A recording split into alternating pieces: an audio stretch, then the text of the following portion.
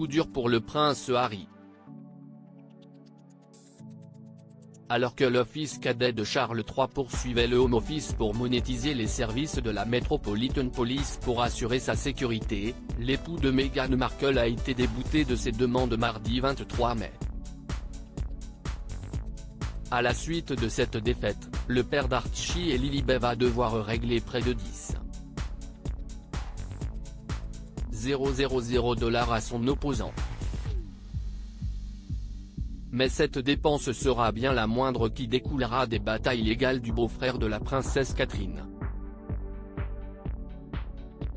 Engagé dans 5 autres affaires, le duc de Sussex pourrait perdre jusqu'à 20 millions de dollars si, comme ce fut le cas mardi 23 mai, l'époux de Meghan Markle perdait en justice.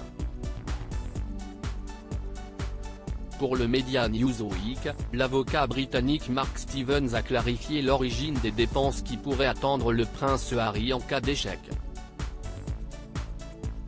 Il perdra de l'argent même s'il gagne. Mais s'il perd toutes les affaires, la facture pourrait se situer entre 15 et 20 millions de dollars, soit un prix plus élevé que celui de son manoir californien. Car même si le fils cadet de Charles III venait à remporter ses autres procès, celui-ci ne serait pas totalement défrayé. On peut, en général, réussir à se faire dédommager 60 ou 70% des frais de justice. Disons donc qu'il dépense entre 6 millions de livres sterling, 7,5 millions de dollars, et 10 millions de livres sterling, 12,5 millions de dollars, pour ses affaires. Il va récupérer 6 millions de livres sterling et il se retrouvera à devoir payer le reste de l'addition. Supérieur à couronnement Charles III, la famille royale salue la foule depuis le balcon de Buckingham Palace, sans le prince Harry. L'autre procès du prince Harry en addition à sa bataille légale contre le Home Office, le prince Harry mène, tambour battant, une guerre contre les tabloïds britanniques.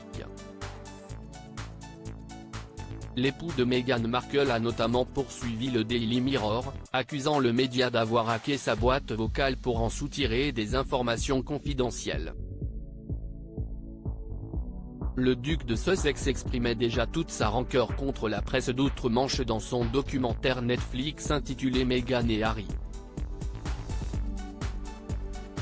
Dans ce projet, le père d'Archie et Lilibet imputait au Daily Mail la responsabilité de la fausse couche qu'a subie Meghan Markle en 2020.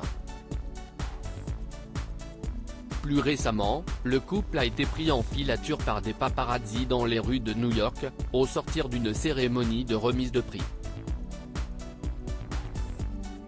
Et 26 ans après la mort de la princesse Diana, disparue dans un accident de voiture dans le tunnel parisien du pont de l'Alma en 1997, le duc de Sussex reste hanté par le fantôme de sa mère. Article écrit en collaboration avec 6 médias Crédit Photo, Zuma Presse.